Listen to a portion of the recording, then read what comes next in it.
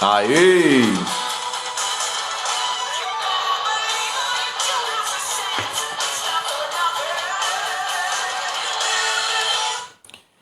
Fala, galera massa!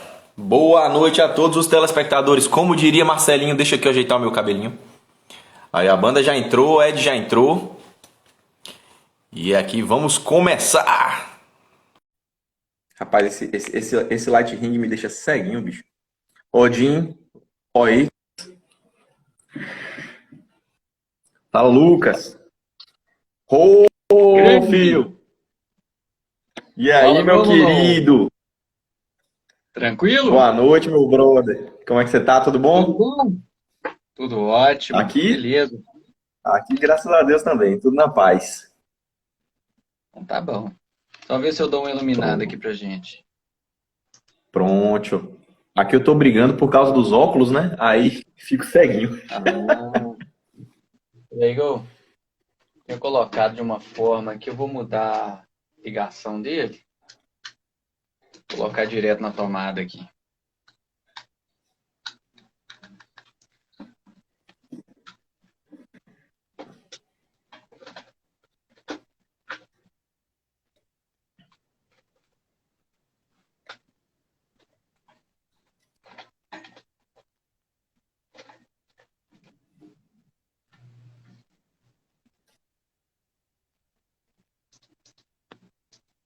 Clarear um pouco. Salve, Alexandre Pra Vale mim. aí, acabou de entrar. O pessoal tá entrando aí. Pronto. Luminosidade chegou agora? Tudo certo? Tudo ótimo, beleza. Tamo aí. Pronto, então. Vamos já começando a trocar nossa ideia aqui, a galera vai entrando e a gente vai. Se o pessoal quiser fazer alguma pergunta, pessoal, para Fio aí durante o decorrer do bate-papo, vocês já podem ir botando aí embaixo, né? Que aí a gente vai, à medida que dá uma paralisadinha aqui, já vai conversando. Bom, Fio, eu gosto sempre de começar bem assim, né? Perguntando quem é Fio Lima, o que é a Medjai, para a galera que não conhece a banda aí se ligar mais ou menos como é que é o esquema. Maravilha, Rômulo. Primeiramente, agradecer o convite aí, muito bacana estar aqui contigo. Por falar nisso, chegou seu CD aí? Rapaz, ainda não. Que dia absurdo esse Bicho, negócio? deu problema com o outro portador agora. Aí essa semana, o, o, o irmão do meu amigo vai colocar no correio. E aí eu vou pegar no final de semana na casa da minha mãe, que eu tô indo lá pra visitar ela. É brincadeira, hein? Nossa, é o Mas que a gente vai acredita que chegar lindo. Eu tô doido pra fazer igual aquele filme do. Esqueci o nome dele, moço, que tem a palheta do diabo. Aí eu tô doido pra pegar a palheta da Medjai pra ver se eu ganho uma virtuosidade, né? Pra ver se eu desenvolvo ali. o Guitar Duo from Crossroads, com o Steve Vai. O Steve Vai é o guitarrista do Diabo, né? Que ele duela lá com o Karate Kid. Com Daniel San. É, ô bicho, pode falar alguma coisa rosso lá, o nome dele, mas sempre vai ser o Karate Kid na nossa cabeça, né? Exatamente. Pode botar o nome que for, mas sempre vai ser o Daniel Larusso. Não vai ter outro personagem pra ele. Ah, com certeza. Aquilo ali virou icônico demais, né? Clássico dos 80. Muito bom. Bom, mas você tinha pedido aí questão de apresentações, né? Sou Lima, além de vocalista da Medjai também, sou terapeuta de coluna, também, também trabalho com preparação física, com fortalecimento muscular. Tenho uma sala aqui em Belo Horizonte. Já trabalhei muito tempo com personal training, hoje em dia é mais nessa linha terapêutica que eu atuo. Fiz um mestrado em ciência da reabilitação, me especializei em reabilitação de coluna, fiz curso de manipulação vertebral, estou terminando minha pós-graduação em acupuntura. Então, essas áreas todas eu vou direcionando também esse conhecimento aí, é que é muito legal, que é a união do lado profissional, da formação acadêmica, com a paixão, que é a música. Eu pego todo esse conhecimento relacionado a equilíbrios musculares, a equilíbrio postural, condicionamento físico, e transponho para cá, para poder melhorar minha performance no palco, para poder melhorar minha técnica vocal. Então, meu trabalho é muito direcionado para esse lado do equilíbrio corporal mesmo, como um todo, e muito com Uhum. cantores, né? Não sei se você chegou a ver por aí alguns posts meus com alguns artistas. Já trabalhei com alguns artistas aí bem gabaritados, né? O primeiro artista que eu atendi aqui em Belo Horizonte foi o Glenn Hughes. Então já comecei da prateleira de cima, né? Aham, já começou atendendo as celebridades alto nível. Né, cara? Pô, o meu parceiro, o Fausto Caetano, ele era muito amigo do produtor que trouxe o Glenn, e o Glenn estava sentindo a voz cansada de Brasília para cá, e o produtor já conhecia nosso trabalho e perguntou se a gente faria esse condicionamento com o Glenn. E a gente não pensou duas vezes, né? Então foi a partir disso que começou esse trabalho, que inclusive trouxe minha amizade com o Rafael Bittencourt também. A gente trabalhou com o Angra em várias oportunidades. A gente já trabalhou com o André Matos, com o Edu Falaschi, com a Tária, com o Michael Sweet, do Striper. Já tive no exterior, já trabalhei com o Todd Kearns, que toca com o Slash, com o Bruce Kulick. E fora dessa linha do rock também, eu fiz a turnê inteira da Sandy Júnior, acompanhando Porra. eles na estrada em 2019, como, como preparador físico, terapeuta e preparador vocal da dupla. Então foi bem Essa de legal. 2019 foi essa turnê 2019. que bombou deles aí, né? Que foi o retorno, né? Que saiu o disco. Foi gigantesca a turnê, foi impressionante. E uma experiência Porra. muito legal, né, bicho? A galera muito da excelência, né? Tudo de muito alto nível que eles trabalham, né? O palco deles, pra você ter uma ideia, engoliu do Rock in Rio. Eles montaram a estrutura Cacete. deles por cima do palco mundo, de tão grande que era a estrutura que eles rodavam o Brasil com ela. Então foi. Espero um dia chegar com É, a Medjai numa estrutura desse tamanho e fazer esses shows, né? Vamos ver se esses shows vão voltar a acontecer, né? Dessa forma. Hoje em dia tudo é uma incógnita muito grande, né? Com essa pandemia exato. e tudo Foi mais. A igual a gente gente não sabe estava como é que vai conversando. ser quando voltar ao Isso, igual a gente normal, que estava eu conversando não daquela vez entendi. mesmo. Cortou aqui. É que nem a gente estava conversando aquele dia pelo WhatsApp, né? Você mesmo estava dizendo assim, essa questão mesmo da pandemia veio para bagunçar tudo, né? Veio para deixar a gente assim esperto para algumas coisas, antenar para outras tendências, né? E ao mesmo tempo mudar um pouquinho essa forma que a gente conhece o mundo, o show, né? O mercado do entretenimento, né? Tá tudo Ainda muito. mais para música, né, cara? Mudou tudo, né? Você vê para o esporte, né? O futebol, que loucura que é o futebol sem plateia, né? E, e Verdade. questão dos shows, a mesma coisa, né? O, uma das coisas que o músico mais curte é esse contato. É a hora que tá perto do fã, que pode levar, e o fã é a mesma coisa, né? Então, corta uma parte importante da equação, né? Essa questão da pandemia, o risco que a pessoa se expõe por estar num lugar com aglomeração, né? Então, bagunçou tudo esse negócio. Acho que vai custar um pouquinho a voltar ao que era, se voltar, né? Do jeitinho que era, eu acho que não volta mais, Exato. não. Imagina aí o Rock in Rio, um evento daquela magnitude mesmo, né? Que esse ano foi cancelado, né? Quer dizer, adiado, né? Para o ano que É, vem. E como é que fica isso, né? Porque assim, se já tá a situação assim atípica, né? Bastante complicada, imagina num evento da proporção do Rock in Rio. Aquele tanto de pois é. gente, né? Aquele tanto de dia, né? Ali fica incontrolável, né? Essa questão do Mais vírus, de complicado ainda, contato, né? né? Nó, é uma situação sem precedentes mesmo. É complexo. Olha, E tô assim, indo num papo o livre pessoal já estava aqui. perguntando aqui também, assim, o porquê Medjai, né? E assim, foi mais ou menos assim, o que é Medjai, né? Que eu tinha te perguntado também. Por que esse nome da Sim, banda? sim, Medjai na tradução literal significa guerreiro do faraó, né? E os Medjai foram um povo que eles habitavam ali na região do Sudão do Sul, e era um povo conhecido pelo espírito guerreiro e tudo mais. E a ideia da banda, de ter esse nome egípcio, né, Medjai, veio do Samuca, que ele é historiador, ele é filósofo, então ele já tinha esse projeto do Medjay, já era algo que, acho que desde 2012, mais ou menos, 2013, ele já idealizava algo desse tipo, que assim que ele tivesse a oportunidade, ele criaria um projeto com essa temática egípcia, que ele é muito encantado com isso, né? Para poder, a princípio, né, na cabeça dele era tratar muito dos mitos e tal, mas com o próprio Sandstorm, isso aí tomou uma proporção já maior, porque a gente já veio tratando de fatos contemporâneos que fogem da mitologia, mas ao mesmo tempo Uhum. remetem a um povo guerreiro que está na ativa hoje ainda naquela região, que lutou contra a tirania na Primavera Árabe em 2011.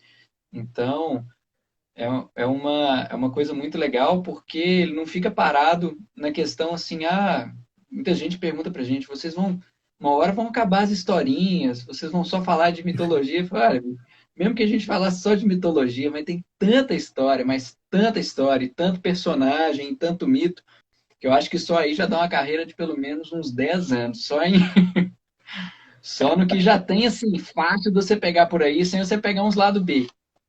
Opa, ó, lanterninha. E agora, pegando por esse lado, assim, igual a gente pegou a Primavera Árabe, né? Fatos contemporâneos, quem sabe às vezes fazer uma mescla com. O brasileiro é um povo guerreiro por natureza, né? Quer bicho Uhum. mais guerreiro que a gente? Essa Não confusão tem. toda Não aqui, tem. o Brasil ganhou o prêmio de melhor de tudo no que há de pior, né? Tá um dos melhores do mundo no quesito de ferrado com a pandemia. Exatamente. Tá feio o Então, o negócio. E a gente brasileiro tem que continua ser aqui fazendo guerreiro piada, mesmo. fazendo meme. É, e eu nunca vi um povo tão criativo para fazer meme assim, né, bicho? A situação aconteceu tem uma hora, a internet já tá inundada de memes. Tem cara que fica de plantão só pra isso, eu acredito, viu, bicho? Só fica esperando acontecer uma merda pra Eu poder, não ó, tenho a menor botar a dúvida. mente criativa pra funcionar. Ai, ai. Mas então é isso, a história do Medjay e o motivo do nome é bem por aí.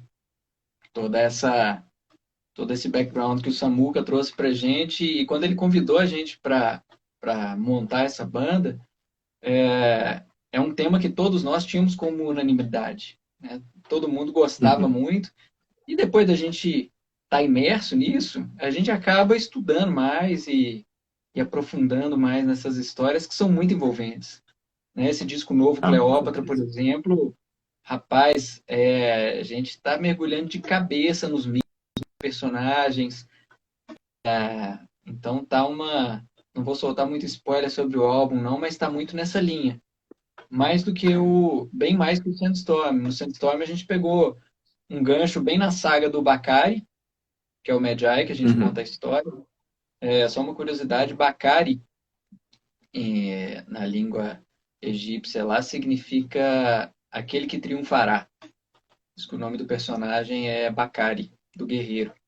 Então a gente abordou muito as 4 músicas no Sandstorm, eram muito sobre essa saga do Bakari, e vai ter alguma continuidade da saga dele também no Cleópatra, mas tudo linkado com com as histórias dos deuses, né? Vai ter uma música, por exemplo, falando de Osiris e Seth, Osiris, né, em inglês, Osiris and Seth, que Osiris era a divindade suprema do Egito e Seth era seu irmão.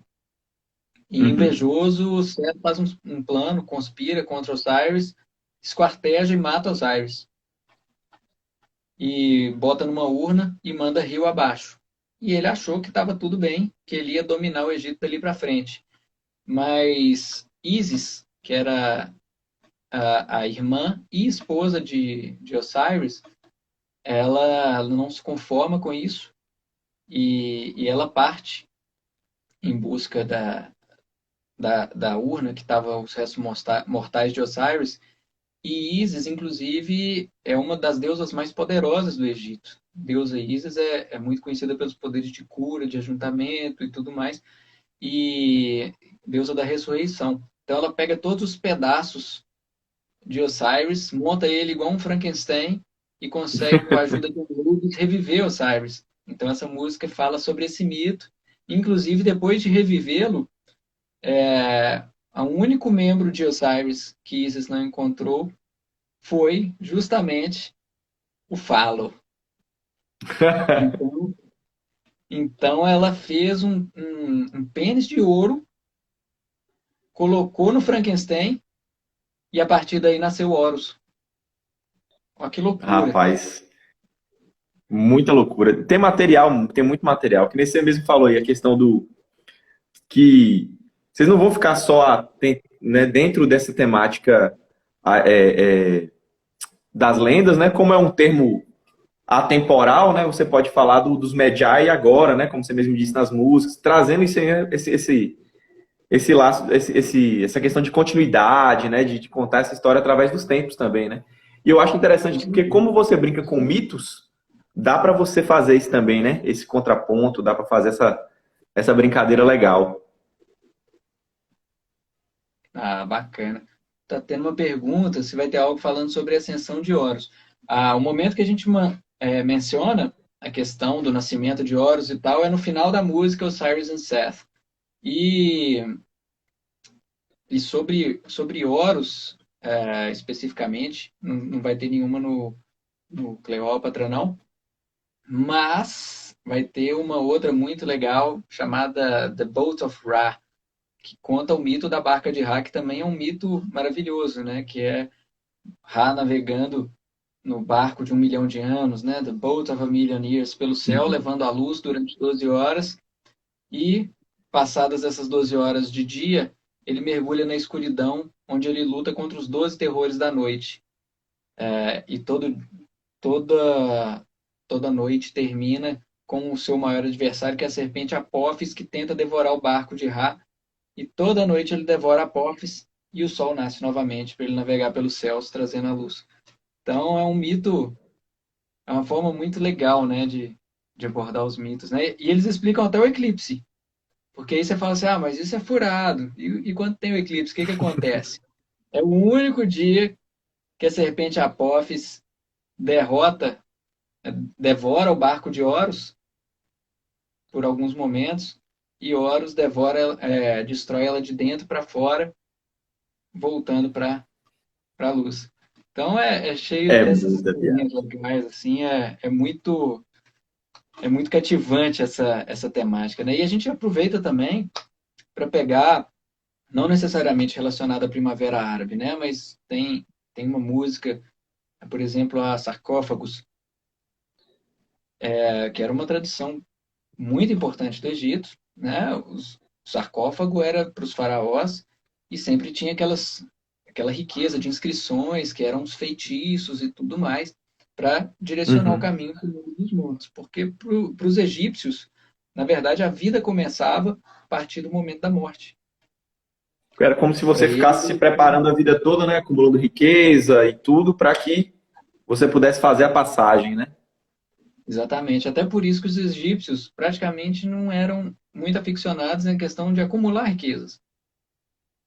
Essa vida para eles, eles têm como certo que é algo para expiação, para iniciar uma nova vida, sendo conduzido por Anubis e tudo mais. Então, tem essas inscrições nos sarcófagos para poder direcionar esse caminho. E também existe o Livro dos Mortos, que também vai ser uma outra música. Então, vai ter muita coisa nesse sentido. Mas Rapaz, o tem legal material. nessa música sarcófago, o que a gente coloca em xeque é justamente o seguinte: o que escreverão em meu sarcófago? Porque o sarcófago não é só uma forma de mostrar como conduzir os feitiços e tudo mais. Mas o que eu vou dizer para os deuses? O que eu vivi nessa vida que eu vou ser bem recebido para seguir em frente na próxima? Então, tem todo esse questionamento que é muito legal também. Rapaz, é muito interessante, viu? No caso, quando vocês vão fazer o estudo para Samuca montar entrou o aí. disco, aí, bem-vindo, Samuca. Quando vocês vão fazer esse estudo para comprar o disco. Oi? Já falamos bem dele aqui. Ah, muito Agora bem, vai com ter que rever certeza. nos stories.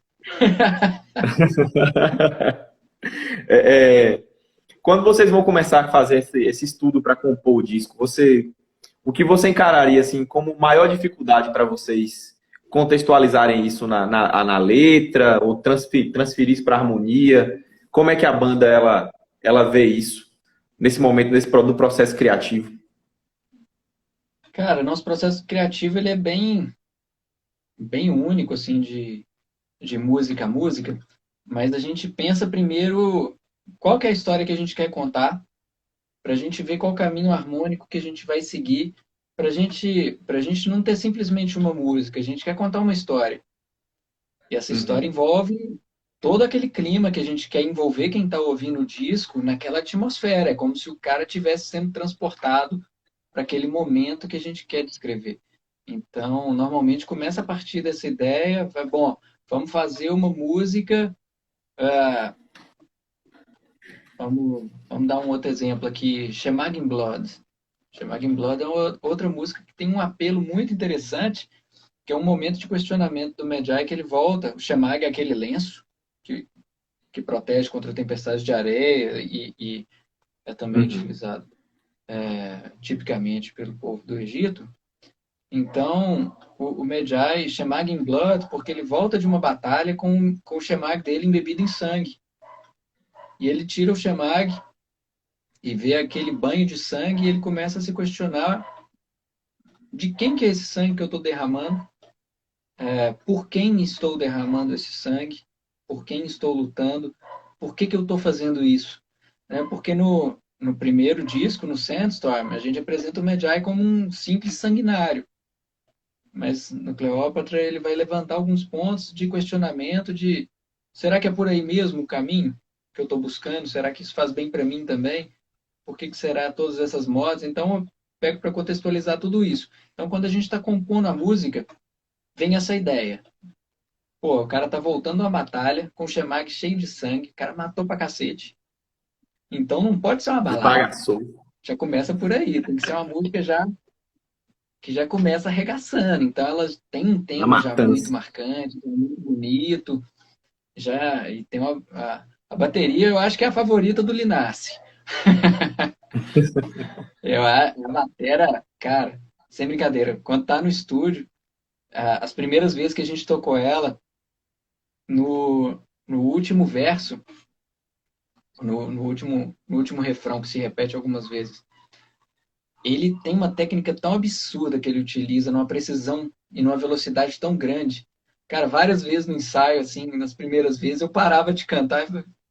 Eu já tive ataque de riso no estúdio. Falei, não tô acreditando, bicho. Você vê o cara, Que é parece que o miserável cara tá. mesmo. Pelos vídeos que eu vi. Parece aquelas metralhadoras, assim. Você tá doido, bicho. O cara Rapaz. é muito fera. Mas então, assim, passa muito por isso. A gente tenta trazer a atmosfera da história que a gente quer cantar, quer contar, né? Aí passa tanto pelo clima da música, com as interpretações, com as melodias, com o campo harmônico, com as escalas que a gente vai escolher. Se é uma música muito tradicionalzona, assim, se a gente quer trazer muitos elementos árabes, a gente vai usar muitas escalas que remetam a esse clima, mas tem músicas que não necessariamente tem isso. A Shemag, por exemplo, é uma que é uma música mais um power metal bem tradicional mesmo, que não tem muito esses Uhum. elementos árabes nem nada desse tipo, que mostra aquela tarde da guerra, aquela, aquele, aquele momento ímpar, né? Nunca estive em guerra, não, nem quero estar, mas deve ser tenso. Não, você só trata da licença poética da guerra, né? Ele não precisa pegar arma Uhum. nenhuma para ir para o campo de batalha, não. Nossa, É, nossa guerra é na incontrolável, questão, né? Nossa arma é a quando você música. falou assim, exato, sua arma é a música, sua arma é a guitarra. Quando você fala aí da questão você falou da questão da melodia, de estudar ver a instrumentação, a ambientação, né? Como é que como partiu essa construção de vocês? Porque, por exemplo, pô, vocês são brasileiros de Minas Gerais, né? Sim. Tipo, e estão fazendo uma música com a temática egípcia, né? Como é que Uhum. foi isso aí? Beber nessa fonte, conhecer os instrumentos? começar a montar uma sonoridade que até vocês saíram em revistas, né, do exterior falando disso, né? Falando de uma Sim. banda brasileira fazendo essa sonoridade no Brasil. Como é que é isso aí pra gente? Cara, eu acho que uma coisa assim que a gente, desde o princípio, a gente já tinha muito claro pra gente, que em primeiro lugar a gente é uma banda de heavy metal. E um heavy metal mais tradicional, né? É a mesma coisa que japonês tocando samba. Diferente da galera do, né? Todo mundo saca quando é. Olha o Fred Denga comprando aí. Grande Fred das guitarras. Medjai tá em peso aí, hein? Mas voltando aqui, né, com a brincadeira do japonês tocando samba, se o cara às vezes escutar bastante samba, às vezes ele vai pegar aquele gingado, mas não é algo que está na essência dele. Não é? Você pega uma das Japonesa principais tosco. bandas de Oriental Metal aí que está em evidência, que é o Mirath, ou Sim. Mirath, não sei qual seria a pronúncia. Eles são da Tunísia, então eles nasceram imersos naquilo. E eles pegam a música tradicionais deles e colocam um heavy metal ali. Na verdade, não sei nem se seria um heavy metal, se seria um prog, se seria algo nesse sentido. E eles têm uma Mas sonoridade muito interessante mesmo. Os bichos são. a sonoridade deles é muito Quando apareceu interessante. assim, a gente ficou doido, porque era diferente, né? Pro que a gente estava Sim. vendo, né? Então, assim, tanto na questão das figuras rítmicas utilizadas, quanto no domínio dos instrumentos, até na parte do vocal, você vê que é muito natural dele, aqueles Uhum. fraseados todos. Então, assim, a nossa proposta desde o princípio é ser uma banda de heavy metal que traz consigo influências da música oriental. Então a gente escuta muito, não só o Mirath, né, mas tem aqui no Brasil tem um compositor fantástico chamado Falarim, né? Tem várias, a gente coloca no YouTube, às vezes no Spotify, música tradicional egípcia, então umas sonoridades com umas estruturas de compassos até difíceis para o ocidental assimilar, né? Então, Uhum. são exercícios que a gente faz, assim, direto mesmo, é escutar bastante, para quando a gente for trazer esses elementos, a gente poder trazer de uma forma que não soe falso, mas tendo aquela premissa de ser a banda de heavy metal forte e salpicar esses elementos da melhor forma possível. E nisso, a produção do Thiago Della Vega está sendo fantástica, porque ele é um grande estudioso da musicalidade oriental, e não só da oriental como um todo, da região árabe lá, mas tem uma diferença relativamente grande da musicalidade egípcia com a música árabe, que a gente pensa, fala do árabe, pensa em dança do ventre, pensa em cítara direto. Na verdade, a Sim. herança romana é muito presente na música egípcia. Então, às vezes, aqueles trompetes, aquelas cornetas todas que a gente ouve na música Sandstorm, por exemplo, aqueles anúncios, são muito típicos da cultura romana, que acabam fazendo uma musicalidade um pouco diferente daquela muito com as cítaras. Mas que a gente também gosta muito da sonoridade, tem a ver com a região.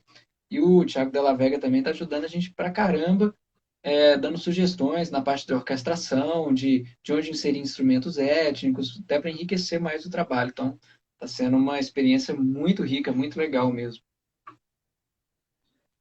Interessante. É, é, quando você citou o Mirai, o Mirath, né, que a gente também fica incógnito, eu não sei como é que fala a pronúncia correta. Assim.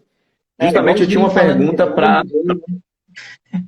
Como é que é? Os gringos ficam perdidos perguntando se é Medjay ou Medjay. É verdade, de verdade. Eu, eu ia, eu ia justamente perguntar mais ou menos essa questão das influências da banda, como é que funciona. Tipo, até mesmo aqui na questão do cenário nacional, né? Que aí eu vi que vocês já estão divulgando as parcerias. Parcerias não, né? Seriam parcerias, né? As participações Muito do convidados disco do especiais, né? Cleópatra. Isso, e vocês estão lá com o Vikram, né? Agora fazendo participação no disco também, né? Como é que fica isso, Sim. assim?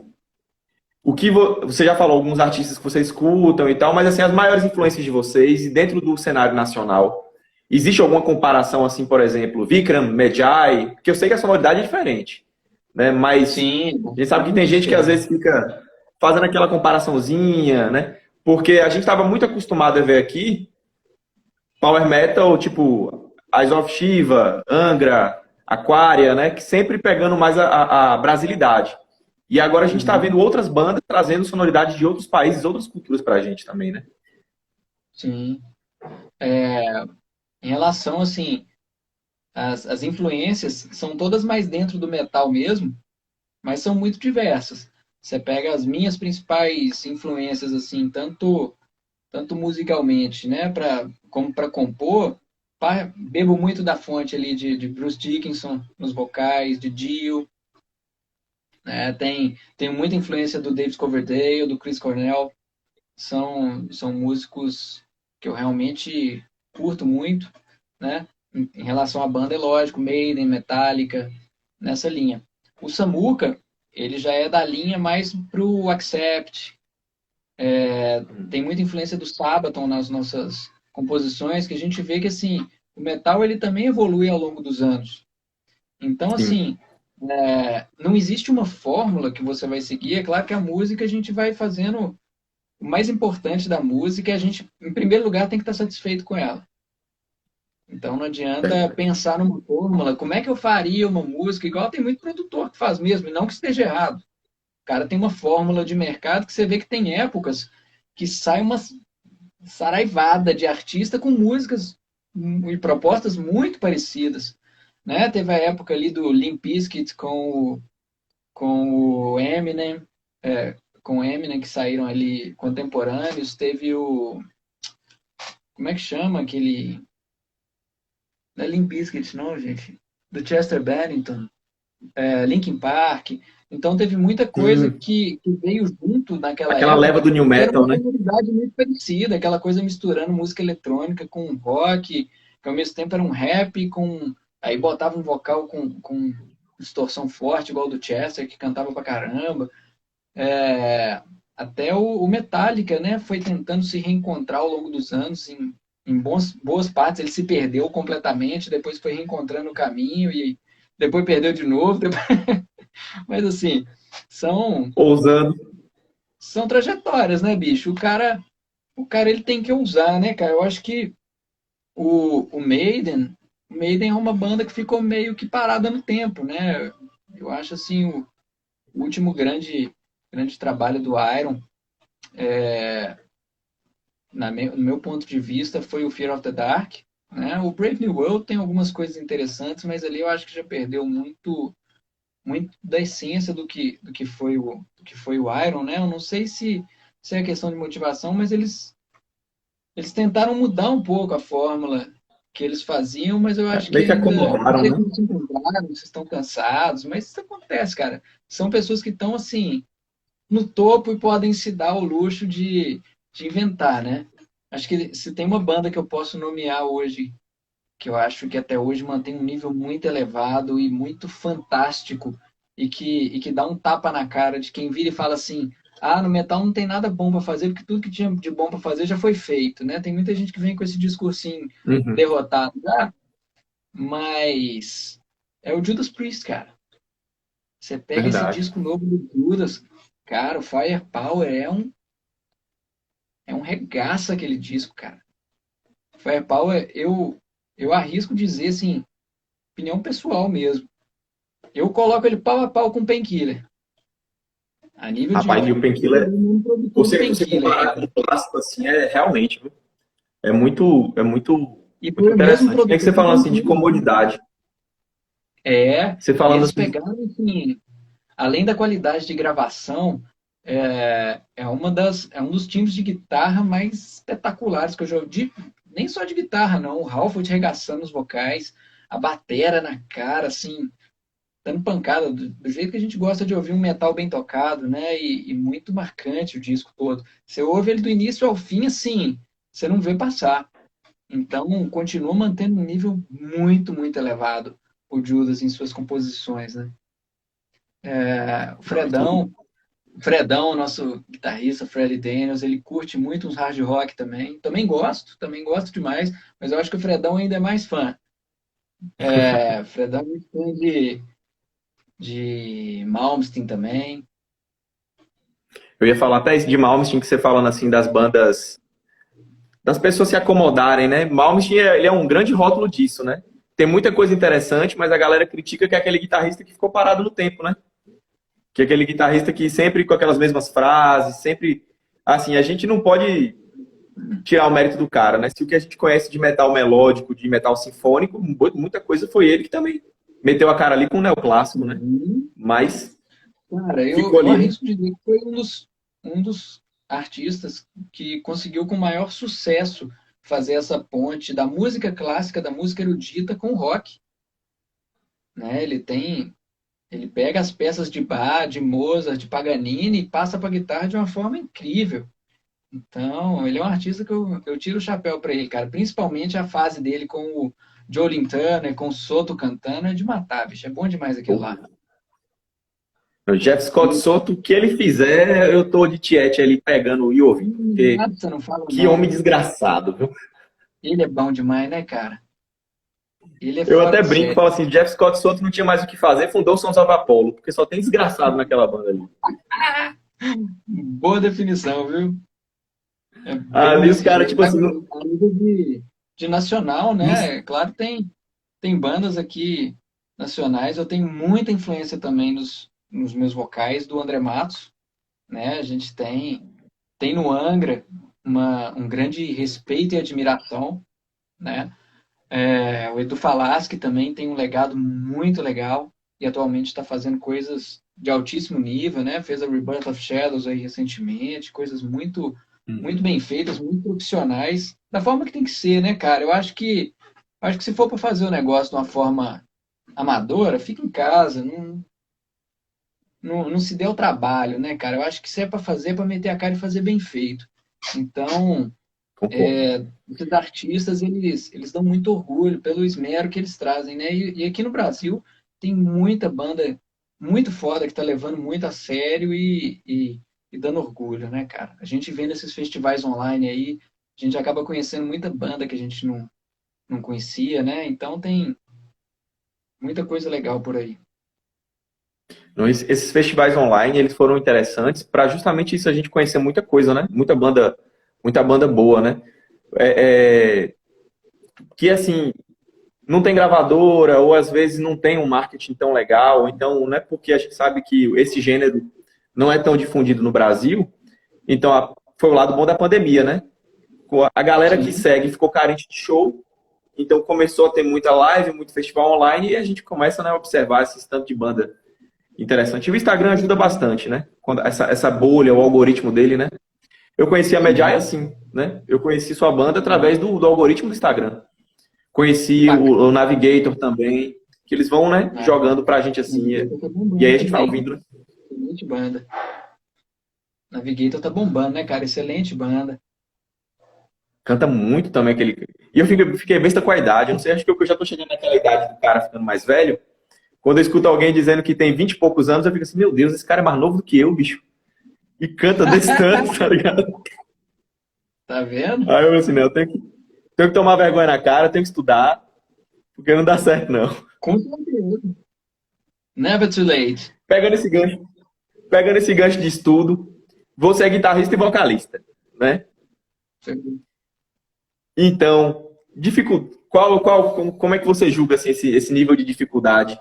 Você acha que existe uma coisa mais fácil que o outro, ou você ali tá se lascando mesmo porque você é frontman e guitar hero, então tem que botar pra fuder nas duas frentes? Como é que é como é que você encara essa sua posição de guitarrista e vocalista na banda? Cara, felizmente, com bastante naturalidade, até porque eu sou guitarrista há mais tempo que cantor. Comecei, toco guitarra desde os 12 anos de idade. Estou com 37, então já tem um pouquinho de estrada aí com a guitarra, né? Já tem um chão. Já tem um chãozinho. E esse ano faz 10 anos que eu estudo técnica vocal. Comecei a estudar técnica vocal em 2011. Até então, eu só me aventurava nos backing vocals e tal. E depois de passar muito aperto, assim, e frustração com alguns vocalistas que já passaram por minhas bandas, até porque normalmente eu tinha o hábito de compor e sempre gostei de compor em inglês. E eu ficava muito frustrado de ter minhas músicas e às vezes não tê-las interpretadas da forma que eu queria ouvir. Então eu falei, quem sabe faço uma aula de técnica vocal aí, às vezes descubro alguma coisa que eu não sei. Aí eu me apaixonei, cara, com a questão da técnica vocal e comecei a traçar justamente esse paralelo profissional que a gente estava conversando no início do vídeo. Eu comecei Uhum. a traçar paralelos em relação à postura, em relação à carga de treinamento, pensando como se eu estivesse numa sala de musculação, mas como se a laringe fosse uma academia em miniatura. Então, Uhum. pô, isso aqui tudo é músculo. Então, se é músculo, se eu tenho controle voluntário sobre isso, então, teoricamente, vai responder à carga de treinamento de forma simultânea. Eu comecei a fazer experiências nesse sentido. E comecei a ter resultados muito legais e muito rápidos. Então, eu comecei a estudar com a Lorena Amaral aqui em Belo Horizonte, e ela era uma professora que segue a metodologia do professor Ariel Coelho, que é um dos maiores especialistas em drives vocais do Brasil. E comecei a trazer alguns questionamentos para a Lorena, que ela começou a achar intrigantes e interessantes, e falou assim, pô, vou levar isso para o Ariel, ou melhor, vou botar vocês em contato. Então a gente começou a trocar essa ideia e começou a desenvolver todo um referencial teórico acerca disso, e desde 2004 que eu palestro nos principais congressos de técnica vocal, de ciências vocais, congresso de otorrino, congresso de professor de canto, congresso de fono. Hoje eu sou professor na pós-graduação em voz profissional cantada da Faculdade de Ciências Médicas aqui de Belo Horizonte. Então, assim, é, essa parte toda de juntar a ciência com a prática mesmo, ajuda Uhum. muito até na hora do ao vivo, para a gente saber como é que vai usar os recursos certinho. Por exemplo, estou aqui conversando com você de boa e das 2 às 5 da tarde eu estava gravando, 3 horas gravando voz. Tem gente que às Tá com vezes a grava voz voz, tranquila, né? Conversando aqui com a gente é, de boaça. não estou com a voz fatigada, tá bem tranquilo. E eu já dei algumas aulas online hoje, então. Então, assim, passei boa parte do dia Nossa. falando, né? Dei umas 4 ou 5 aulas, dei 5 aulas online hoje, 3 horas de gravação e agora na entrevista contigo aqui. Então, assim, tinha motivo para fadiga vocal, mas por saber utilizar bem um instrumento, isso aqui é um instrumento que você não leva no luthier e não troca corda. Então, se você não cuida bem, você tá ferrado, Exatamente. né? Ainda mais no Exatamente. estilo que a gente toca, que é um nível de exigência técnica muito alto. Não só pelas regiões, né, dos graves até os agudos, mas os drives vocais que fadigam muito, que são aquelas técnicas de distorção para interpretação mesmo, né? Não só uma distorção por distorção, mas para contar a história de uma forma mais convincente. Mas, Exato. felizmente, tenho essas técnicas aí muito bem desenvolvidas e a gente vai seguindo estudando para desenvolver ainda cada vez melhor, né? Com Conseguir certeza. aguentar uma Porque assim, técnica, é uma interessante isso técnica aí, do outro. né? E é isso. E, E o bom que eu tô achando interessante você falar é isso, né? Essa questão do seu profissional fora do profissional musical, né? Casar, né? Com a música, né? Você poder. Você tem esses artifícios, né? Para utilizar para preservação de sua voz, né? E tudo mais. Porque eu acredito que assim, a maior preocupação dos vocalistas, dos cantores, é essa questão que você falou, né? Que não é um instrumento de corda que você pode ir ali no luthier ou em outro lugar fazer um reparo, né? É muscular, né? Você tem que ter todo um cuidado. Até mesmo hoje eu estava vendo os vídeos do pessoal falando dos 25 anos do Holland. E aí foi no vídeo do Rafael, ele contando que o André perdeu a voz, né, durante o processo de gravação do Holland. Você vê, até o nossa, maestro do rock, né, passou por esse tipo de perrengue, né? Imagina assim, uma pessoa que está hoje crua, que quer começar a cantar exato. do nada e esfola a garganta no primeiro ensaio da banda, né? O Ed aqui, ele tá perguntando quantas horas de técnica você estuda por dia, né? Cara, eu tenho um cronograma que eu sigo, então uma, uma periodizaçãozinha de musculação que eu vou trabalhando as capacidades. Vou dar um exemplo. Hoje eu passei 3 horas gravando, então não fiz exercícios. Mas eu faço todo aquele aquecimento vocal. Tenho aqui meu nebulizador, que está sempre pertinho. Tenho aqui meu LaxVox, para poder abrir as estruturas. Tenho aqui pertinho meu Respiron para trabalho de condicionamento respiratório, né? Isso aqui, Rapaz. trabalhar a força inspiratória. Então, eu tenho uma planilha de exercícios que eu sigo diariamente. Normalmente, eu tenho essa planilha, eu sigo ela de segunda a sábado e tenho domingo de descanso. Mas no dia, eu sempre cantarolo um pouquinho, né? Todo dia eu canto um pouquinho, canto na minha cabeça o dia inteiro. Mas, mas assim, a nível de parar e treinar, é em torno de 45 minutos a 1 hora todo dia que eu paro, faço esses exercícios, tanto de alongamento para musculatura laríngea, liberação de fáscia, alongamentos específicos, de trabalho de caixa de ressonância, de exercícios para musculatura facial. Então, e faço todos os dias também. Eu tenho uma escalinha no piano ali que eu vou fazendo os testes de pitch, né? Eu vou vendo as notas mais graves, mais agudas que eu vou chegando. Às vezes o dia que eu estou mais cansado, às vezes não chega lá na última nota, que já é bem agudinha, que é a última nota que o Gillan chega na Child in Time, que tá logo abaixo do si bemol ali, agudinho, que é a última nota já no Pra agudinho. chegar. Então você vê que 3 horinhas gravando, chega lá no lá ainda, não tá tão prejudicado assim. Com certeza. Com certeza. O pessoal da página aqui, Metalizando.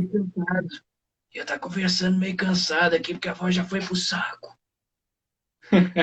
Não, eu mesmo, quando era menino, não podia ir pra um show. Até hoje, eu acho que se eu vou num show ali, canto 3 canções na euforia, eu já fico doido. Volto. Não dá, velho. Hoje acabou. Aqui, eu agradecer o pessoal da página Metalizando aqui, falando que a Medjay é uma banda de power metal brazuca boa. Aí saiu aqui daqui, oh meu Deus. É isso, valeu pessoal, obrigado. Disseram que anunciaram na página deles também. Valeu pelo apoio. Diogo aqui perguntando quais são suas influências na música, principalmente questão do estilo de sua banda atualmente. Gil, ele já falou isso aqui um pouquinho mais cedo. Para não ficar prolixo e pedir para ele repetir de novo, a gente vai salvar essa entrevista aqui depois, aí eu peço para você dar uma olhadinha, que você vai ver direitinho. Viu? Mas eu posso contar para ele as principais influências como guitarrista que eu não falei. Eu falei como vocalista que era Bruce Dickinson, Dio. É verdade, é verdade. Mas como guitarrista, é cara, verdade. eu tava esquecendo de chamar do guitarrista, que eu tinha acabado de perguntar. em termos de guitarrista, cara, eu te falo que de fraseado, assim, guitarrista que eu sou alucinado com ele é o Adrian Smith, do Iron. Sim. Agora, em E termos ele fez de um projeto agora com o Rich que eu já Kotzen, ouvi ao vivo. Oi? Ele fez um projeto agora com o Rich Kotzen. O Adrian Nossa Smith com o senhora, Rich que Kotzen. tá lindo. Fantástico, cantando pra caramba, e aqueles fraseados. Nossa, dois monstros. Dois monstros. E agora, até hoje, nenhum guitarrista me emocionou ao vivo igual o Tony Iommi.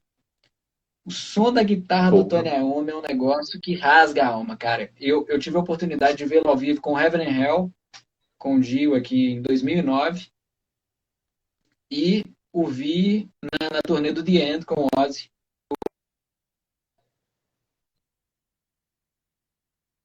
Eita, cortou aqui. Será que caiu?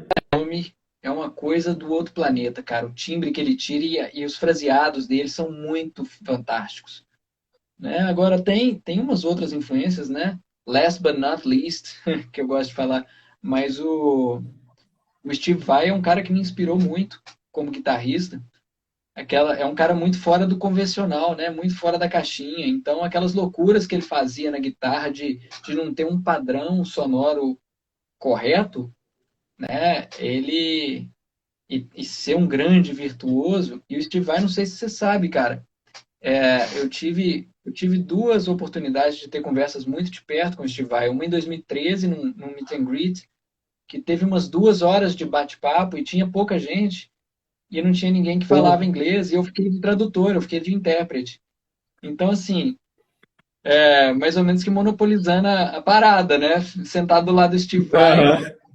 e eu passava as perguntas que eu tava afim de passar e conversando com o cara. Não, sai daqui, você não sabe fazer A pergunta, não. Aí vantagem de você não faz ter a sua ninguém pergunta. entendendo o que eu tô falando. Mas nessas experiências com o Steve Vai foi muito legal que ele comentou um fato que eu não tive a menor ideia, que ele teve um acidente muito grave com a mão, que ele teve um tendão, que ele teve uma ruptura parcial e ele teve que reaprender a tocar guitarra. E ele não Puta que conseguia mais pariu. tocar rápido como ele tocava. Ele teve lesão por overuse, por treinar demais e por ser muito rápido. Ele teve uma lesão espontânea do tendão. Então ele teve uma lesão, teve que fazer uma cirurgia e teve que reaprender a tocar. Não sei se você reparou recentemente, ele teve um outro problema nos tendões, tanto que ele está usando uma luva, está por um processo de reabilitação e fazendo uns vídeos só com a mão esquerda. A mão direita ele ainda não está podendo paletar.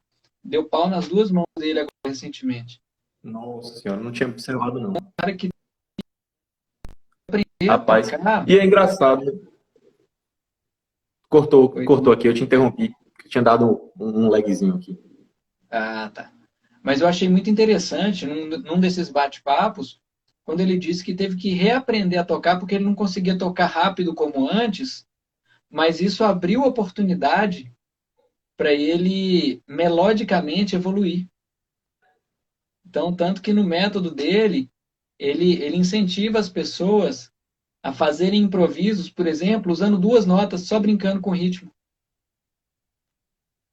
Então, assim, ele é um cara realmente fora da curva que eu admiro demais como guitarrista. Mas podemos ir para frente aí. Se tiver alguma outra pergunta Moço, ou agora. Não, eu ainda tenho, eu tenho algumas aqui também, a gente fazendo um contraponto aqui com o pessoal. Mas isso que você falou do Steve Vai aí, realmente, eu não tinha observado recentemente, não. Eu lembro de uma história que eu vi, que você vê que é com aquelas histórias que todo mundo sabe, né? Que quando ele foi pro Whitesnake, ele era, acho que era do Devil Roof, né? Que ele saiu da banda. E aí aquele Jason Becker foi fazer o teste para entrar no lugar dele, né? sim. No Devil Roof. E aí a galera falando bem assim, por que você não vai pro Whitesnake? Ele falou, não, Steve Vai estar lá, eu vou pra vaga do Steve Vai. Né? Então, aquelas histórias assim, né? Nem o Jason Becker, que é outro monstro, se atreveu aí bater de frente com o Steve Vai. Nossa senhora, ele é monstruoso mesmo, cara. E ele é um cara que não se perde na velocidade. Que você pega, por exemplo, o Malmsteen é um guitarrista que eu acho que às vezes ele se perde um pouco na velocidade, né? Tinha uma piada lá da gente quando era adolescente, tinha um tanto de amigo guitarrista, e foi a época que o Malmsteen lançou a videoaula dele. Então a gente ficava morrendo de rir, porque o Malmsteen fazia assim, agora vou ensinar vocês a tocar um pedacinho da Rising Force. Então assim, ó, agora devagar. Agora um pouquinho mais devagar. Pô, como é que você não Aquela, ri daquilo? não sei se você já viu aquela videoaula do Michael Angelo também, que ele fica com aquelas guitarras de quatro braços. Você tá doido, cara. Aquilo, Tem outra, aquilo ali é tem só para outra assistir videoaula mesmo. monstruosa, cara, que é do Michael Romero, Symphony. Uhum. Tem muita livro por aí, viu, cara. Alô, Opa. tinha cortado aqui. Você tava E falando os do caras Michael bem Rommel. alienígenas, né, bicho? Agora, falando em alienígena, né, cara? Teve um dos guitarristas que mais me impressionou ao vivo também foi o Eduardo Anui. Cara, eu tive Monstrão. num show do Dr. Sim aqui em Belo Horizonte. Eu acho que isso aí Deve ter sido por volta de 2001, 2000 mais ou menos. Foi no Lapa Multishow, uma casa que nem existe mais aqui em Belo Horizonte. Mas o show, cara, tava assim, vazio. Devia ter. Tanto que eu fiquei na primeira fila, folgado lá, e babando na da noite tocando, cara. E eles tocando como se a casa tivesse cheia. Isso aí que é rock and roll, cara. Dr. Sim é uma banda que tira o chapéu com força. E foi um dos guitarristas que mais me impressionou, cara. Feeling, precisão, verdade, pela riqueza dos frequências. O cara é um monstruoso também, o Ardanui. E sendo substituído aí com louvores pelo Thiago Melo, né, cara? Exato. Aqueles bendizão que Marcelo ele faz para fora do Barbosa, braço, né? assim. Marcelo Barbosa, o próprio Kiko Loureiro, né, regaçando aí no Megadeth. Não deixa a desejar para nenhum gringo, bicho. Os guitarristas aqui no Brasil, né, Roberto Barros. Então tem uns caras muito diferenciados, muito mesmo. Dessa leva mais nova, Luiz Calil, né? Agora lá nos Estados Unidos também, que toca muito. Aquele pesão sete É, cordas, né? cara. A gente tem muito músico bom, bicho. O negócio é esse, né? Que é brasileiro, a galera não quer dar muito valor. Voltando um pouquinho à banda aqui, Fio, né? Entre o Sandstorm e o Cleópatra 7, o que é que os fãs podem estar esperando aí, né? Cleópatra 7, Cleópatra 7, como é que eu posso estar falando aí? O que é que os fãs podem esperar de Cleopatra the diferença de Seventh, né? A sonoridade? sétima.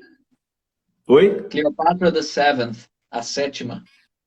A sétima, pronto. O que é que os fãs podem esperar de diferença de um disco para o outro, em questão mesmo de evolução, como você falou assim, ou de sonoridade?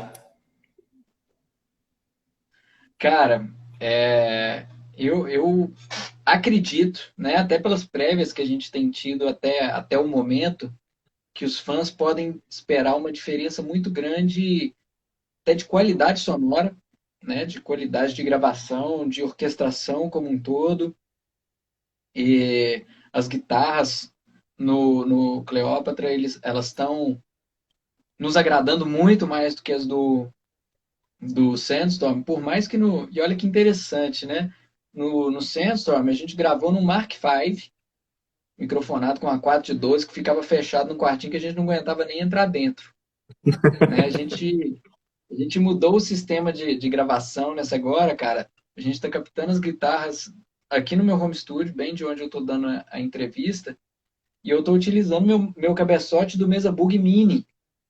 Cara, se você vê o som que tá essas guitarras, você não acredita, cara. Tá uma coisa assim, do outro planeta. Tá muito bacana. E a batera com muita pressão, com um timbre muito bonito que o Linassi gravou no estúdio do Léo Turbo, que é um parceirão nosso aqui de BH, com o André, fazendo André Mendonça, produtor aqui de BH também, fantástico, fazendo a captura da batera pra gente. E o restante do álbum, cara, tá sendo uma grande e grata aventura, porque nesse período de pandemia eu tirei para estudar muito essa parte de produção musical também e investir em equipamento. Uhum. Infelizmente, antes da pandemia, da coisa complicar toda, eu já estava com meu home studio montado. Então, estou com meus monitores Yamaha bonitinho. Estou gravando com uma Soundcraft UI24, que é uma mesa digital fantástica. Então, assim, você tem uma gravação com qualidade realmente de estúdio que eu fiz aqui, né? De isolamento de ruído, com os painéis de lã de rocha, mata-quina e porta dupla, né? Mas Uhum. a gente está atingindo uma sonoridade que está assim. Acredito que a galera vai ficar muito satisfeita, não só com os arranjos que estão mais ricos, como te falei no início da entrevista, né? A gente mergulhou muito mais na parte dos mitos, dos deuses. Então tem histórias muito envolventes, muito legais e contadas de uma forma muito especial, assim. Então acho que a galera pode esperar coisa boa por aí, sim. E o hype tá lá em cima, né? Toda vez quando vocês divulgam uma participação, eu já fico ali olhando. Já fico, oi, o negócio vai vir bruto, vai vir bruto. Bicho. Essa semana a gente vai divulgar a última participação especial que a gente Vocês vão ver, nessa semana que entra aí agora. Não sei se essa semana ou na outra, tem que ver o cronograma lá, da galera que gerencia nossas redes sociais, como é que tá o cronograma dos posts. Mas a gente vai anunciar uma outra participação que vai ser muito, muito especial. Vocês vão ver o motivo certinho quando a gente anunciar. Então vamos esperar, vamos esperar. Não sei se você pode soltar um spoiler, mas essa música com o Guilherme, ela vai ser pedrada, assim, vai ser porrada, chute na porta, assim, riff pesadão? Ou como é que vai ser isso aí? Cacete, velho. Bicho, Que porque é vocal o nervoso som do de Guilherme, vocês é bruto, e aquele homem é bruto também. ele é bruto demais da conta, bicho. Ele conversando com Parece o ele, Paulinho bicho, Serra. Cara, o Guilherme canta muito. E você já imagina, né? Com aquele nervosismo todo que ele manda no Vicran, que ele vem por aí. Cara, então estamos esperando, estamos esperando. Fio, no começo da entrevista, a gente conversou assim um pouquinho sobre essa questão da crítica internacional, né? Eu vi que recentemente você despachou alguns discos para a Alemanha, não foi? Oi? Os discos. E vocês saíram em algumas revistas, né? Fora do Brasil. Como é que vem, Sim. como é que vem a crítica do pessoal? Assim, quando eles ouvem o material de vocês, o feedback lá fora é positivo? Como é que você avalia isso? Cara, muito, muito, muito positivo. Muito mesmo. A gente tem tido, assim, notas excelentes.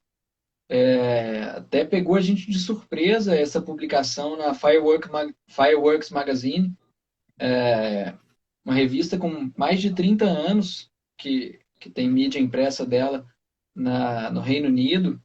Então ela roda tudo ali, Reino Unido, Canadá, aquele miolo todo ali. E a gente saiu com um destaque grande, porque das bandas independentes a gente foi a mais bem avaliada. A gente recebeu um e-mail da produção da revista, parabenizando e falando que a gente tinha recebido nota 9 em 10 e tal, o cara rasgando elogios ao disco. Então foi algo assim, muito, muito gratificante mesmo, né? A gente vai sair agora esse mês na Fireworks Magazine, que também contactou a gente, que é outra revista grande lá do Reino Unido, impressa. A gente saiu em mídia impressa no Egito também. E em sites especializados, os sites que tiveram as matérias mais completas e reviews mais emocionantes assim sobre o álbum, por incrível que pareça, foram da Polônia. Teve 2 reviews enormes da Polônia, assim, botando o disco lá no alto. Um deu nota máxima, outro deu 9 em 10 também, falando maravilhas, assim. Ô bicho, você vira para um fã de Iron Maiden, cria de Bruce Dickinson, e você vira e fala que o Sandstorm é um power slave dos tempos modernos. Ô bicho, aí o Puta que pariu. coração até para. Aí ele vai Pra falar ficar melhor só precisa Bruce Dickinson ouvir o disco. Pois ué. Aí ele vai falar da linha vocal da Death in the House of Horrors, que em vários momentos lembrou Bruce Dickinson e toda a sua impostação, trazendo sua característica própria para a interpretação dele. Tá? Pô, aí o cara tá querendo ficar meu amigo mesmo. É verdade, é verdade. Então saiu na Itália, saiu na Suécia, saiu na Alemanha, em vários sites na Alemanha. A galera na Alemanha está acompanhando muito.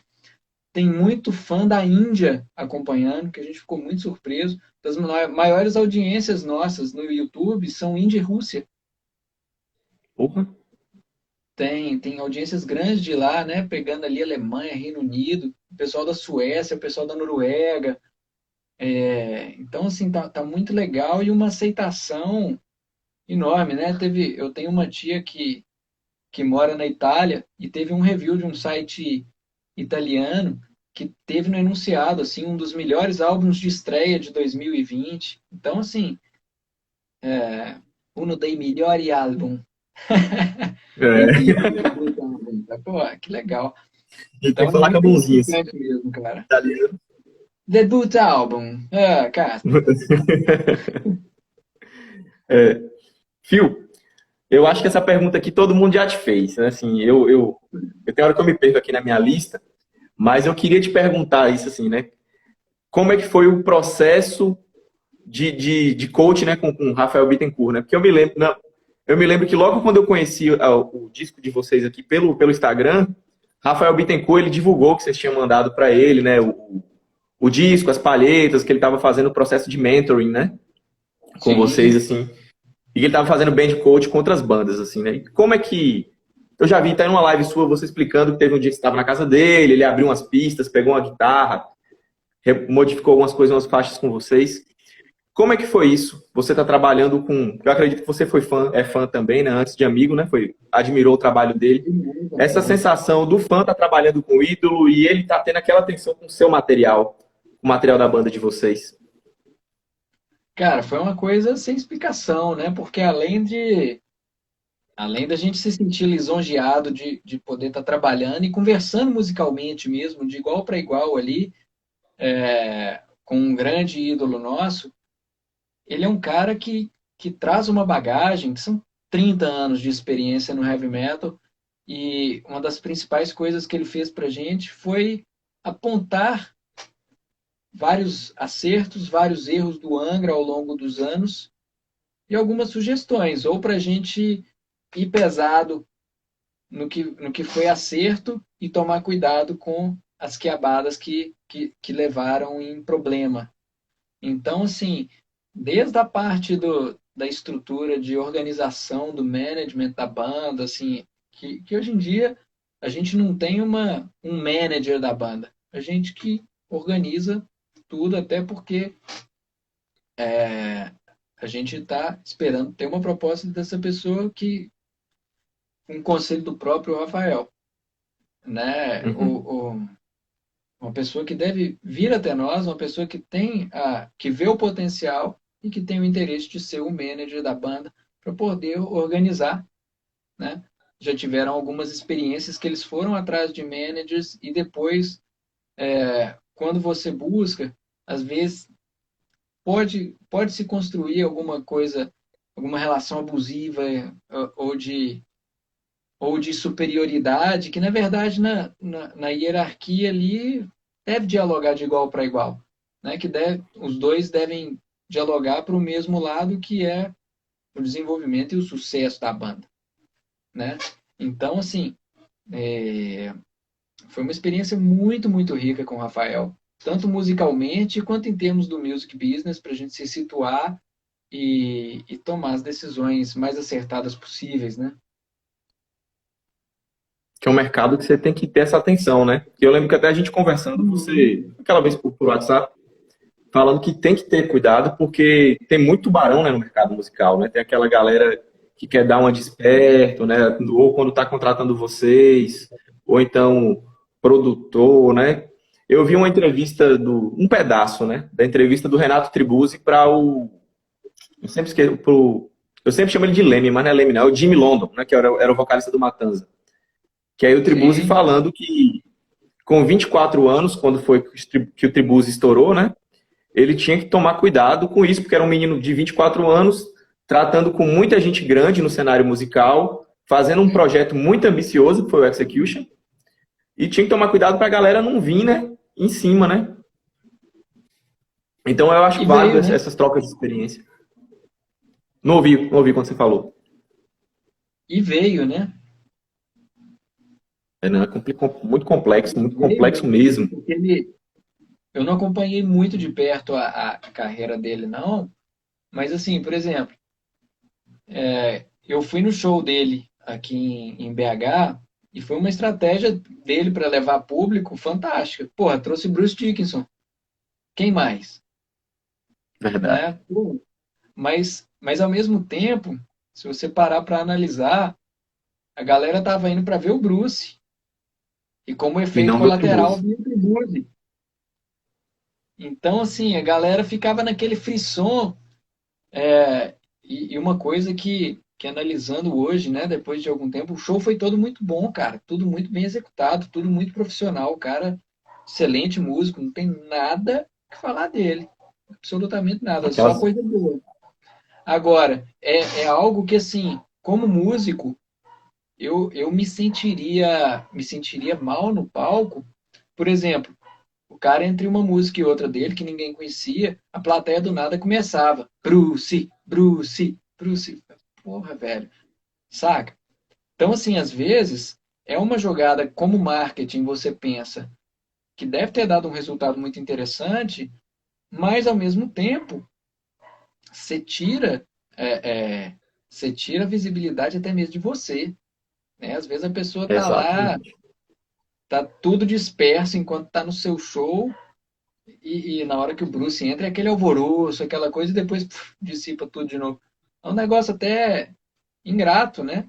É uma frase muito interessante que tem no filme Bohemian Rhapsody, que o, que o Fred Mercury comenta que ele não tinha a menor intenção de ser banda de abertura para ninguém, porque ninguém dá importância para bandas de abertura.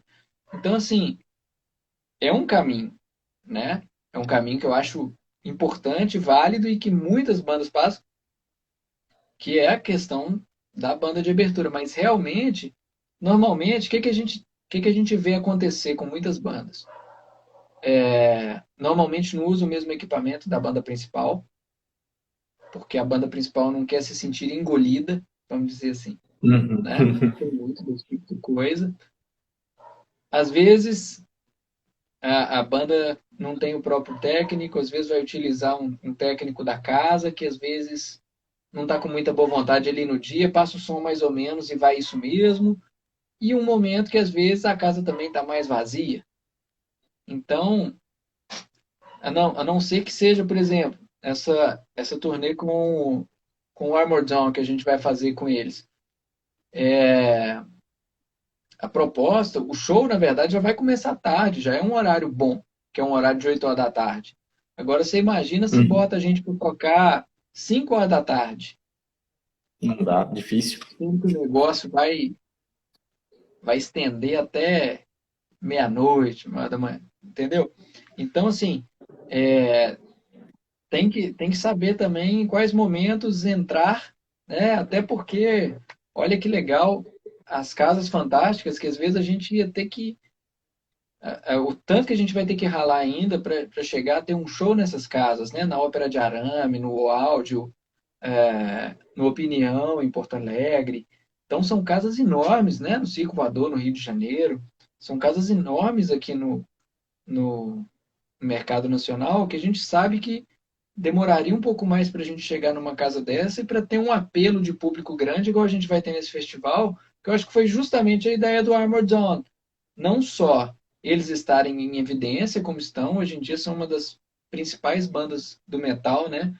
Fazem um marketing Uhum. muito forte, são muito fortes fora do Brasil também, mas juntar potências, igual eu já citei aqui mais cedo o Dr. Sim, que até hoje está arregaçando, fazendo um belo trabalho, lançou o disco deles o, do ano passado, foi eleito o melhor do ano pela Road Crew, e com merecimento, né? Um disco muito bacana, e, e olha que honra pra gente, quanta coisa que a gente vai poder aprender estando na estrada com artistas que a gente já teve lá na plateia babando, vendo os caras tocando, e hoje a gente dividiu o É palco isso. com eles, né? Então é uma honra muito grande pra gente, muito legal, que a gente não podia deixar passar esse convite, na verdade, ele aconteceu.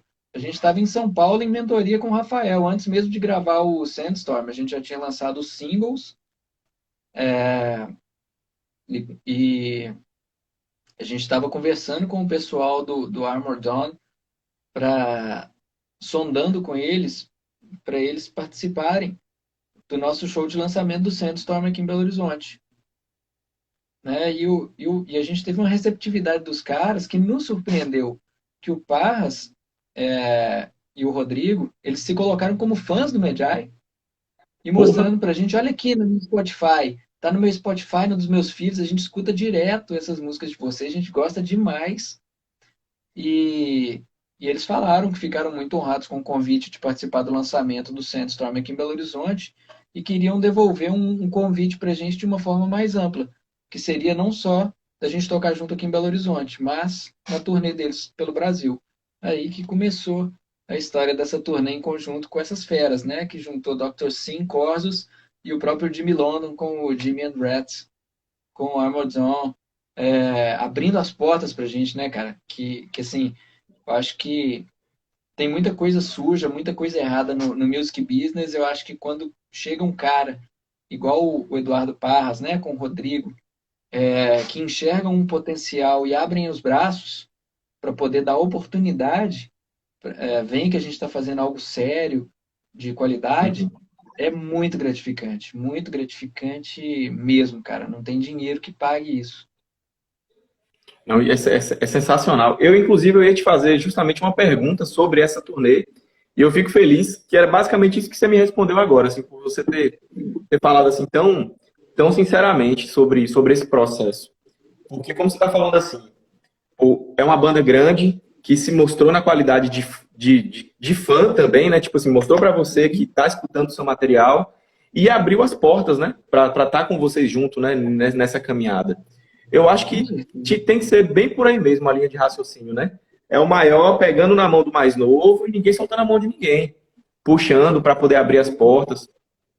Quando você falou ali de que tem banda que às vezes não tem um engenheiro de som, vai se apresentar numa casa, usa o engenheiro da casa, me lembrou de uma vez que, assim, eu não sou um grande guitarrista, não. Eu tô estudando, mas eu já tive bandinha de pop rock.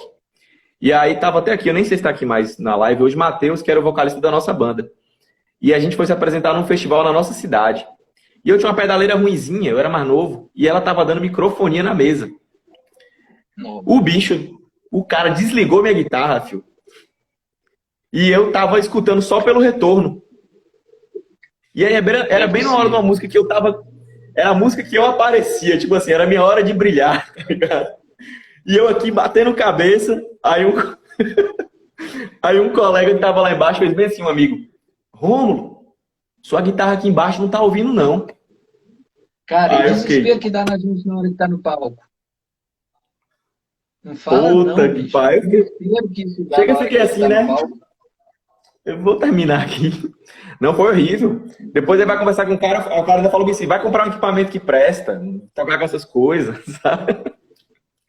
Horrível. Senhora, é de matar, né, bicho? Tem uns técnicos, eu vou te contar. Tem uns que a gente dá vontade de carregar no colo de tão bacana, né? Tem uns que realmente aqui em BH mesmo tem um que é histórico aqui, que faz som para muitas bandas e apoia muito a cena autoral aqui, que é o Carlão, que é um grande parceiro. Fez show para várias bandas grandes que já vieram aqui em BH, que não trouxeram seu próprio técnico. É um cara que conhece muito, tem uma história muito legal aqui em BH. O Marcos Hoffman, que já fez show, já fez som pra gente em 2 shows aqui em BH. Um técnico bacana demais também. Tem muita galera fera, né, bicho? O próprio André Mendonça aí. O dia que ele quer pilotar uma mesa também, sai de baixo. O cara é muito fera. Bom, eu terminei aqui as perguntas que eu te faria, né? Que eu te fiz, na verdade, mas tenho algumas aqui para finalizar do pessoal aqui, né? O Diogo, né? Diogo Miranda aqui, Dioguinho, ele está perguntando o seguinte: se puder, no final, indica aí um top de 5 músicas que todo guitarrista deve aprender a tocar. Mas só no final mesmo, pode falar. Uai, bicho, já vou pensando aqui. Pronto. O outro aqui foi o Ed. Ele tá falando assim: você acha que existe uma idade para se começar a tocar guitarra? Cara, talvez pela limitação anatômica, né? Questão do tamanho dos dedos, por mais que tenha guitarra júnior, né? Eu, por exemplo, comecei a tocar com 12 anos, né? Antes disso, eu comecei a estudar música por volta dos 5 anos de idade, já com teclado, piano, participava de corais, na igreja do bairro mesmo, tinha os corais lá e tinha uma educação musical legal nesses corais, que eram professores de música que conduziam, então toda aquela noção harmônica, tinha aulas teóricas, era bem legal. Já para essa noção para backing vocals e tal, ajudou pra caramba.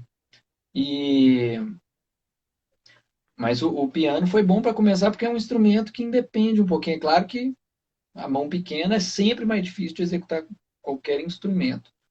Mas eu já vi uns menininhos monstros aí na internet com 7, 8 anos de idade debulhando na guitarra. Então, não tem, não tem muito disso, não. É questão de ter o tesão mesmo para praticar e sempre que possível ter um instrumento adaptado, né? Se for com a partir de uns 7, 8 anos, ter uma guitarra júnior com casas menores, a guitarra menorzinha ali, pode ser um bom caminho para se começar. Mas fora isso, sem restrições. Ah, você falou do ter instrumento adequado. Eu não sei se você já viu um vídeo de um menininho tocando Nothing Else Matters com um violão que é do tamanho dele. Ah, tenho, é. A- Nossa, fica muito Aquele desconjuntado. menino. O menino não consegue vencer nem o tampo do violão. É verdade. E o menino jogando, e um feeling, uma emoção. O Ed novamente aqui, ele perguntando: tem alguma música que falando de Anubis na Tem, Medjai? tem, tem demais. Vai ter a Mask of Anubis, nesse Cleopatra the Seventh. A Mask of Anubis fala sobre a lenda que quando você morre, você é recebido por Anubis e você veste a máscara de Anubis e se chorar lágrimas de sangue, lágrimas de ouro, você vai para o paraíso. Porra. Então a música conta a história da máscara de Anubis. É, tem a música Book of the Dead, que fala do livro dos mortos, que também menciona Anubis recebendo a pessoa lá, que é quando Anubis pega o coração para pesar com a pena. Né? Você bota o coração, a balança, the feather of Maat, a pena de Maat, que chama. Então você bota de um lado o coração da pessoa e do outro lado a pena. Uhum. Se a pena pesar mais que o coração, você vai para isso. Isso aí já é piada pronta para você levar ferro, né? Isso aí eu acho de mau gosto. Mas é o mito. Você já assistiu American Gods? Ou leu o Não, livro? nunca vi. Tem um pedaço em American Gods que o Anubis está lá e ele faz isso uns 3 episódios, eu acho que era a segunda temporada. Que ele pega o coração de uma senhorinha e bota a pena, né? Aí iguala, ele manda a senhorinha pro céu. Aí tem hora que ele vai pegar uma menina lá, que a mulher é carne de pescoço, e aí ele vai meter a mão no coração dela, ela fala assim, não, eu já sei que eu vou pro inferno. Aí ela mesma pesa a balança e fala, me livra, da linha. Ela já pisa na balança, né? Já para dar um. Ah, libera Pode aí. botar aqui que eu fui podre. Foi logo. Pronto. Eu acho que era isso só. O pessoal aqui tá dando boa noite, uma galera que tá chegando agora, mas era isso. A lista de Diogo já deu tempo de você pensar aí dos guitarristas, das músicas? Ué, cara, músicas para guitarrista. Vamos lá.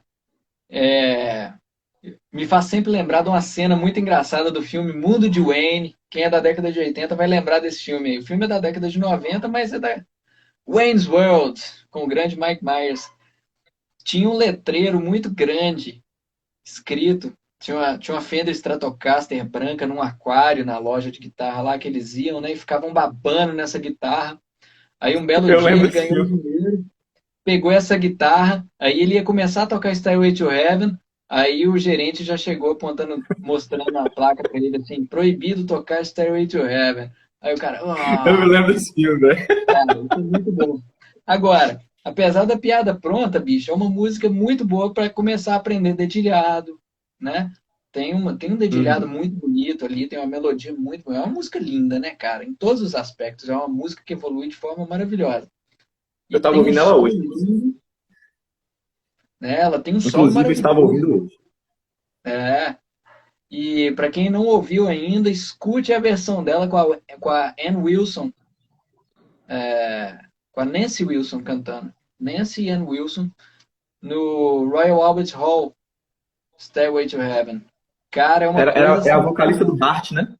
do Heart, exatamente. Eu vi. É uma cerimônia de Sensacional. homenagem ao Led Zeppelin. Então tá lá na plateia o Robert Plant, o Jimmy Page. Cara, o Jimmy Page morre de tanto chorar lá. Robert, você vê que eles estão todos muito emocionados, mas é uma versão, quem não tiver ouvido ainda, ouça. Então assim, Stairway to Heaven, tanto os dedilhados quanto os solos, e o solo dela é um solo muito bonito e muito simples, né? A pentatônica ali, clássica do rock, do blues, muito, muito bonita. Um riffzinho bom para quem está começando a curtir guitarra, Smoke on the Water, Ó, é muito verdade. bacana. Eu tô até anotando aqui porque eu vou fazer um post com as indicações do Fio. Opa! Né? Tem ali Paranoid, Black Sabbath. Tony Iommi Verdade. também debulha ali nas pentatônicas, naquele solo, e aquele lickzinho é muito gostoso de fazer, né? Pam, pam, pam, parararararara. Bicho, um negócio que não tem idade. Você pode ser iniciante na guitarra, que você vai ficar louco fazendo isso, ou você pode ser um fodástico das galáxias, que o dia que você tiver a fim de ligar sua guitarra alta e fazer isso, você vai ter tesão tocando, não tem jeito. Verdade. É, vamos pegar uma, vamos pegar uma outra aqui, quer ver? É, própria Enter Sandman do Metallica Verdade, tem verdade. tem aquele riffzinho inicial muito marcante, né? E eu tô pensando aqui do Iron, cara, mas eu vou acabar, como é pra guitarrista, cara, eu vou acabar caindo na Fear of the Dark, que tem aquele começo Verdade. magistral pra guitarra, né? Aquilo ali, aquela sequência, ela é muito bonita. Você chegava com um violão na escola, todo mundo estava fazendo essa introdução. Ô, cara, você não acredita. Quando eu tinha lá meus 13, 14 anos, eu tinha um violãozinho de nylon e direto eu levava pra escola. Eu fui desses também. Nossa, era daqueles Giannini ferradão, todo tosco. O, o meu era um tonante. As cordas, era até de Diogo aí, as cordas botavam um dedo embaixo assim. Nossa senhora, tonante, tonante, eu fui poupado disso. Mas você acredita, cara? Eu acho que foi inclusive disso que nasceu. Eu tive um projeto aqui em BH chamado Acoustic Drive, que existe até hoje, mas desde que eu entrei para o Medjay, os nossos shows diminuíram. A gente tocava muito em boteco aqui em Belo Horizonte, fazia muito show em encontro de cerveja, encontro de moto, que a ideia é fazer versão acústica, desde clássicos do rock, pegando ali Elvis, Led Zeppelin, até Iron Maiden, Judas Priest, Black Sabbath, tudo em versão acústica, e sem perder a pressão, né? Então é uma coisa que Uhum. era muito legal, que às vezes a galera bota em versão acústica as músicas, e às vezes está lá, você vai cantar um Man in the Box, né? Aí você chega naquela parte lá, Fill my eyes. Bicho, brocha a pessoa, né? Você tá lá esperando, né? Você tá, I'm the man in the box. Won't you come back? Fill my eyes. Nossa senhora. Aí não. Aí a gente pega o violão e manda. Feed my eyes! Aí, Tem que ser, pô. aí pronto. Não é porque tá Aí no manda violão bem que em tem que todo perder mundo. porrada. Era o acústico do hangar, que era acústico mais plugado. É o do hangar, que é isso? É Unplugged Buddy Plugged. É o deles? Deve ser. Nunca vi. Eu acho que aquele acústico do hangar é matador, velho. Aquele acústico. Era até com o André Leite cantando, né? Na época que o André Leite estava na banda. Bagaçando demais. São bons demais. Mas aí nessa época era muito Pronto. divertido, cara. Que eu com esse violãozinho de nylon, eu ficava tirando aquelas frasezinhas todas do Iron, do Black Sabbath, e tocando no violão de nylon, pelejando lá. E era divertido pra caramba, velho. Era muito bom. Não é bom. Tempinho que não volta. E Ingrid Verardo, Mediai, me convida para cantar uma música com vocês. Baita som que vocês fazem. De onde você é, Ingrid? Vê se ela Ó, escreve aí no. vai rolar um collab aí, Ingrid. Ó, fala logo aí, ó. É agora ou nunca. Né? Mas ficamos honrados aí com a menção. Obrigado aí pelo elogio, Ingrid. E quem sabe um dia aí, né? A gente combina um collab. Com certeza. Aí, ó, ela falou, é de Veranópolis. Veranópolis, olha só. Bacana demais. Quando a gente Ó, estiver nos tours pelo Brasil aí, dá um toque lá na gente. com É um certeza. prazer te conhecer. Fio, eu acho que foi isso. Eu queria te agradecer. Foi o maior bate-papo, assim, o maior em, acho que, descontração, que foi bem tranquilo. Gostei muito de estar tocando essa ideia com você. E o maior Show em de tempo bola. também, né? A gente Ô, está fazendo aqui louco. 1 hora e meia quase de conversa, né? Uau. Eu queria eu queria te agradecer, era para ter agradecido no início, né? você ter aceitado o convite, estar aqui conversando com a gente, a sua disponibilidade para ter ido entregar os meus discos na casa do irmão de um amigo meu, aí em Belo Horizonte. Velho, eu fico muito feliz assim com esses bate-papos que a gente faz aqui no Música, que a gente faz aqui no Música Massa. E assim, eu fico mais feliz ainda quando eu vejo os caras das bandas que eu escuto serem pessoas assim como você, sabe? Tranquilos, humildes, solícito, e aquela questão assim, atencioso, né? Como a gente já trocou algumas ideias no WhatsApp, alguns toques que você me deu. Então, assim, só mostra que o que você está conquistando hoje é reflexo disso mesmo, é de você ser essa pessoa que você passa pra gente, né? Se o Armored Down abriu as portas para você, é porque você realmente, vocês são merecedores disso, viu? Muito obrigado mesmo, Fio, pela confiança, por estar aqui com a gente. E eu espero logo esse disco novo, viu? Por favor. Também você quer deixar um recado pra galera aí? A expectativa aqui tá alta. Estamos muito satisfeitos com o trabalho do De La Vega e vai sair um baita álbum aí, com certeza. Qual é a previsão mesmo de lançamento pra gente? Já. Cara, ainda não tem não. A gente está finalizando as gravações, né? A gente começou hoje a gravação dos vocais. As guitarras bases já estão gravadas. A gente mudou um pouquinho o cronograma por causa da piora da pandemia aqui em Belo Horizonte.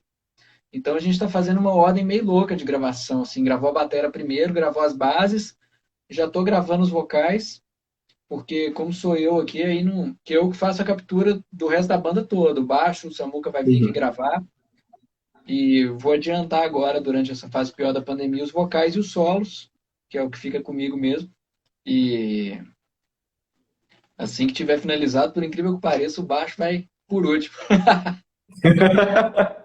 Não. Me lembrei de uma pergunta aqui. Essa não estava no script, não. Eu vi que vocês estavam fazendo uma parceria com a galera de uma cervejaria.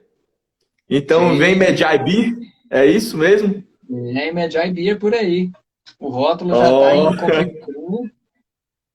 Vamos ter, a princípio, 2 estilos de cerveja. Me fala que uma IPA, pelo amor de Deus. Vai ter uma American Pale Ale. Obrigado, me sinto representado. Vai ter uma American Pale Ale maravilhosa. Cara, a cerveja E da essa Fox cerveja é muito boa. Não sei se você já experimentou. São fantásticas. Não. O Marco Falcone é um dos principais nomes do mundo da cerveja. Né? Ele já foi, inclusive, de cerveja lá, para você ter uma noção. É assim, um e de paixão pela cerveja, né? Então é muito bacana essa parceria com eles. Pronto. O povo é louco por um sorteio. Um sorteio da Medjay Beer. Meu amigo, eu não sei, mas vai ter um site, vai ter o link. Os caras aqui, eu mando uma caixa, falou de cerveja, a galera ficou animada. Fica, com certeza. E a cerveja é muito gostosa, cara. Fantástica. A gente tem planos muito legais aí pro futuro com a Falck, né? A gente está lançando esses 2 primeiros rótulos a princípio, mas a gente tem planos já pensando lá na frente em fazer uma cerveja típica, como era feita a cerveja no Egito, inclusive. De ser os sumérios foram os primeiros fabricantes de cerveja do mundo, né? Os primeiros registros de cerveja são de lá. Então tem toda uma origem, especiarias específicas que eles utilizavam. Então, um spoiler aí com exclusividade já desses planos para o futuro de ter uma cerveja bem exclusiva que remeta à cultura egípcia. Olha, então, já esperamos o disco e esperamos a cerveja. E os shows também, né? Logo, logo, se Deus quiser. Nem me fala. Phil, mais uma vez, muito obrigado. Boa noite, meu querido. Viu? Todo sucesso do mundo aí. Abraço, qualquer coisa a gente vai se falando aí. Boa noite, gente. Obrigado para quem ficou aí até agora. Valeu. Até mais.